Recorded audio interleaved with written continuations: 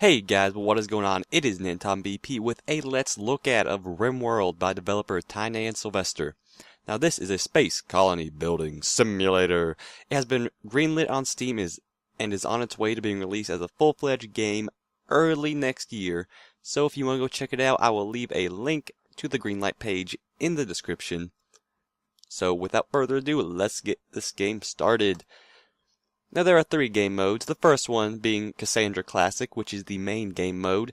In this game mode, the difficulty ramps up as you progress through the game. The second game mode is Phoebe Friendly, which is basically easy mode. And finally, we have Randy Random, which is completely random, so if you're into that kind of crazy stuff, go with this guy. For the purposes of this video, I will be playing on Cassandra Classic. Now, you start off the game with 3 characters who have a variety of different skills, and you can randomize their skills until your heart's content. And usually I just go with what the, computer gives me. So let's get started here. The 3 of you awake in your long sleep caskets to the sound of sirens and ripping metal. You barely get to the escape pods before the ship is torn apart. A few hours later, you land on this unknown RimWorld. As pieces of the shredded starship fall around you, you start to make plans to survive. Alright, so you're going to watch our characters fall in here. And what we are going to want to do once the game is started is we want to unforbid these objects right here. I'm just going to exit out of these. And these objects right here, this yellow tofu looking stuff, is our food. Colonists eat it. Right here we have what looks like twigs. It's actually metal, and we use that for the construction of buildings. So, let's just have a look around the map here and give you guys an idea of what the world looks like. In this game you will be mining supplies, building structures, and defending yourself from raiders. Currently that is all that you can really do in the game. The developer plans to add a whole swath of new features later on when the game is fully released. So if you think this game is too bare bones for you, just wait. The developer will have plenty of options for you to look through and whatnot.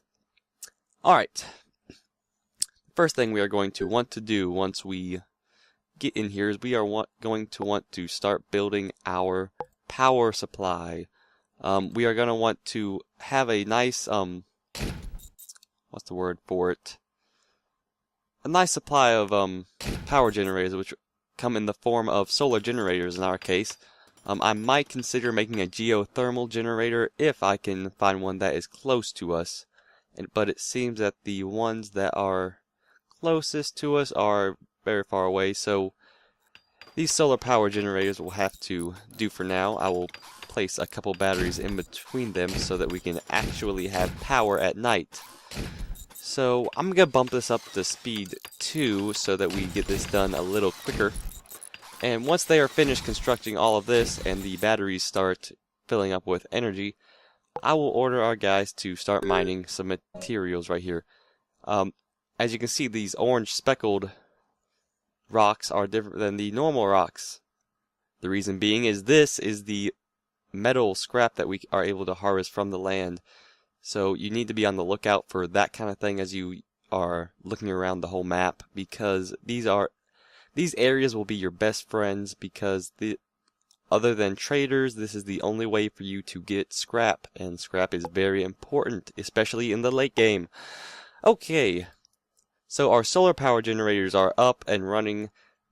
We have a nice little supply of scrap here. I think it is time for us to start building our base.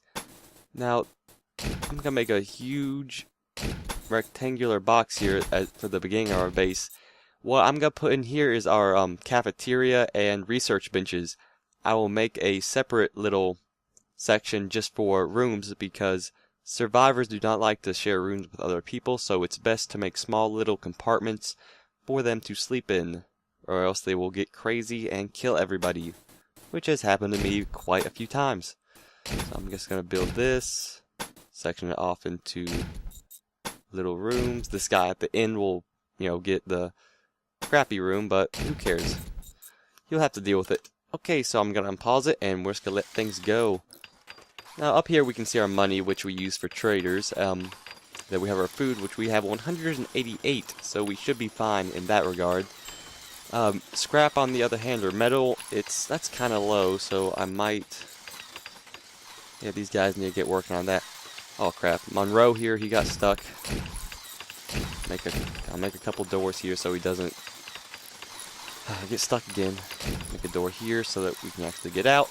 And we have 60 scrap remaining. After they get finished constructing all this, they should automatically go and work on this mining operation over here. Okay, this is taking forever, so I'm gonna speed it up to speed 3, and they will quickly make short work of that. Now it's only day 1 of the light season. There are 2 seasons, light and dark. In the dark season, raiders will frequently try to attack your colony, but you won't have to worry about in the light season. The only thing that happens in the light season is traders will try to contact us, and that's a way that we can get new guns and other supplies. But we probably won't get that far in this video. I'm trying to keep it kind of short. I might even do a let's play of this series. I'm not quite sure yet, but our guys are taking the scrap to the stockpile. Now, our colony over here is not currently supplied with power. To get our colonies to be supplied with power, we have to build a conduit from our solar power generators all the way up here, so that won't take too long. It's fairly quick to be built, and oh crap. Okay, so what we're seeing now is fog. The game has random weather effects that will occasionally, make the weather change, obviously. But one effect that fog is going to have on us is it's going to make our solar power generators not work. So we're going to have to rely on these 4 batteries to supply our colony with power until it gets, daytime again and clears up. Which it has, so we should be fine. Now let's check on our colonists and see what their needs are. Frederick over here is very hungry, so is Sullivan and Monroe, so I think it is fairly obvious that we should build a nutrient paste dispenser, which will act as a food provider. It will convert our raw, unprocessed food into edible material. So hopefully they will get this built before they die of starvation. And they are able to. Right now they're just going to get their food and go eat it. I should build a couple tables in here, but they can eat off the floor for now. What's this? Pick up this gun by selecting a colonist and right-clicking on it. Okay, this is the game's way of telling us that we will be attacked by raiders very frequently, so I'm just going to get Frederick over here to pick up this gun, and he's going to go off and do his own thing. Okay, what do we need? We have plenty of metal. We can do better on food. So I think we should make a couple growing areas next to our colony up here.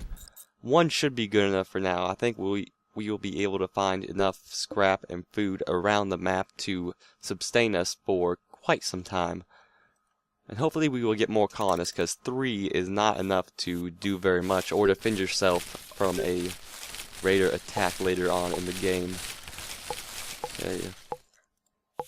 What do we have under furniture? Sleeping spots, beds. Oh yeah, we need some beds for our colonists to sleep in, or else they will get quite angry at sleeping in these sleeping spots outside, because they are very, very poor in terms of getting them rested. Here we have an event. A drifter named Stadford has arrived and is joining your colony. She is an illegal shipwright. Well, I mean, we don't judge people for their past, so welcome aboard, Stadford, wherever you are. Where is she? Oh, she's already over here, so she has a gun. She'll make her way over here to our colony, and because she's coming over here, I think we should add another section to our base, because she needs her own little spot to sleep. That's under structures. Build ourselves a wall here. Actually, can I do this? Yeah, I'll just make a huge section of the base dedicated to sleeping early on so that once we get a lot of more survivors, we won't have to deal too much with not having enough room for them to sleep in. So they'll get that done as soon as they are finished eating. Add a couple doors so they can actually get in there and no one gets locked away. Okay, so now that that is completed and they're working on that. Okay, there's another traveler just wandering around. We cannot, to my knowledge, I don't think we can actually recruit these wandering people, but I think that we can actually go try to kill her or take her captive, but let's see, can we do that? Let's see, work. Warden. So let's see if we can get this guy to arrest this woman, or man. We can't, so that's unfortunate. I would really like to have that guy as a prisoner because we can sell... What the fuck? Sullivan, what are you doing? He seems to have gotten stuck. Just sell that piece. And put the wall back. Yeah, if we were able to capture that guy, we can keep him as a prisoner, and eventually we will be able to sell him to a slave trader that will visit our ship, visit our colony later on. And prisoners go for about $1,000 each. Some sell for a little more, but it's a great way for someone to get income if they have a lot of, wandering people around their colony. Now I'm just going to stock these rooms with a whole swath of beds, because you can never have too many beds because I said so. Okay, what else can we do? Let's see, what missions do we have? Or notifications. The dark season is coming in 1 day. That's when the pirate raids will start. You should prepare defenses. So, I think we are fairly well defended. Frederick here, he has a pistol, and Stafford has a pistol. So I think we are fairly well defended for our first raider attack. Usually the first raider attack will only have one raider, so our two soldiers here will be able to fight them off fairly easily.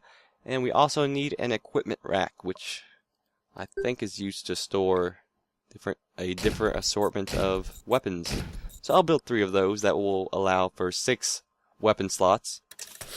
Let's have them build that, and I think it's time to build a table. I will build one right there and place chairs around it. Okay, rotating, and 2 up here. Alright, so we have our kitchen, cafeteria area fixed. We have a nice dormitory area here, and our colonists don't really have much to do, actually. Let's see, what orders do we have? We can have them cut plants. Don't really see what the use of that is. Harvest plants. Marks plants to be harvested. Food will be harvested as possible from the plant, but the plant itself will remain. So I think that's a smart thing to do. Actually, what? I think I had them cut that. Let's just get that out of here. I want to harvest as many plants as possible because we're running low on food, and this farm will not be producing food very soon. So,